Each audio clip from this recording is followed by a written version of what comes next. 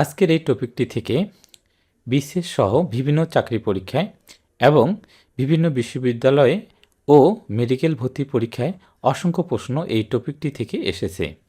আশা করি এই প্রশ্নগুলো মনে রাখতে পারলে যে কোনো পরীক্ষায় ভালো প্রস্তুতি নিতে পারবেন। এবার আসুন কুইজের মাধ্যমে নিজেকে যাচাই করুন।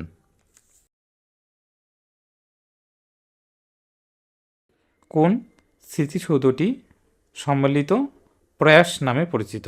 মাধ্যমিক সহকারী পরীক্ষায় প্রশ্নটি এসেছে।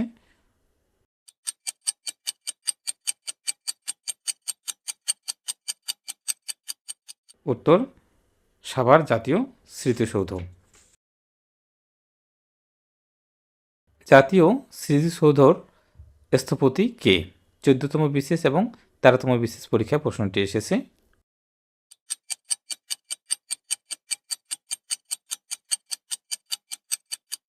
উত্তর মাইনুল হোসেন।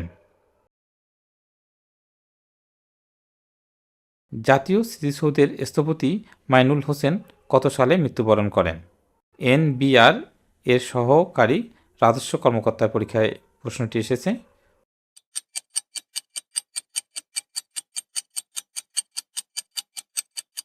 উত্তর 2014 সালে। জাতীয় স্মৃতিসৌধের ফলক কয়টি? সহকারী থানা মাধ্যমিক শিক্ষা কর্মকর্তার পরীক্ষাটি এসেছে।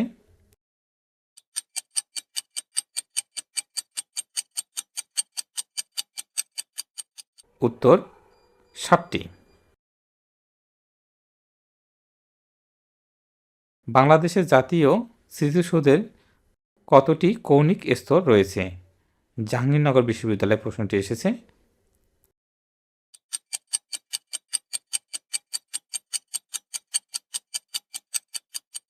উত্তর 7টি।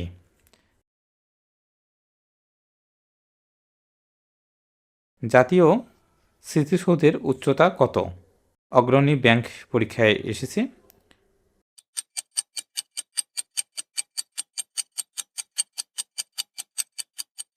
উত্তর 150 ফুট। জাতীয় স্মৃতিসৌধের উচ্চতা কত? 28তম বিসিএস পরীক্ষায় এসেছে।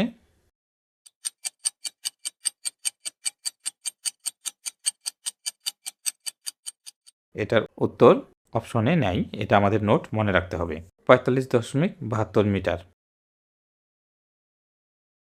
জাতীয় স্মৃতিসৌধের মূল স্থাপনা, কৃত্রিম লেক এবং অন্যান্য সুবিধাদি এর নির্মাণ কাজ কবে সমাপ্ত হয়?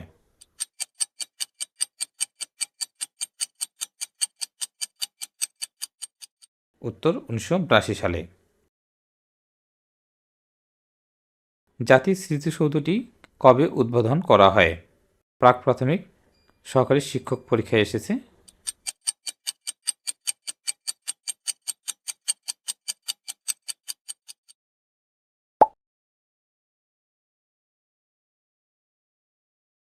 জাতীয় স্মৃতিসৌধের রেপ্লিকা স্থাপিত হয়েছে কোথায়? রাজশাহী কৃষি উন্নয়ন ব্যাংক পরীক্ষায় এসেছে।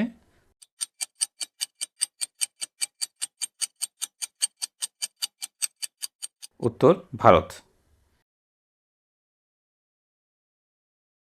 কোন দেশে বাংলাদেশের স্মৃতিসৌধের প্রতিকৃতি স্থাপিত হয়েছে?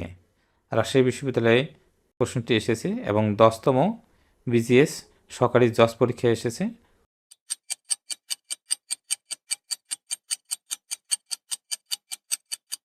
উত্তর ভারত। জাতীয় স্মৃতিসৌধ এর প্রথম ফলকটি কোন স্মৃতি বহন করে? ডেন্টাল ভর্তি পরীক্ষায় প্রশ্নটি এসেছে।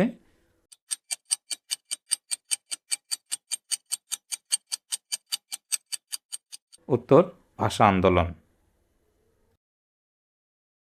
আর এই যে আমরা প্রশ্নগুলো সংগ্রহ করেছি আমাদের সার্চ বাংলাদেশ বইটি থেকে। সার্চ এমন একটি বই ছবি এবং ছন্দের মাধ্যমে সাজানো, অর্থাৎ যে বিষয়গুলো আপনি মুখস্থ করে পড়েন সেই বিষয়গুলোকে ছবি এবং ছন্দের সাহায্যে খুব সহজে মনে রাখা যায়। এটি অসাধারণ বই।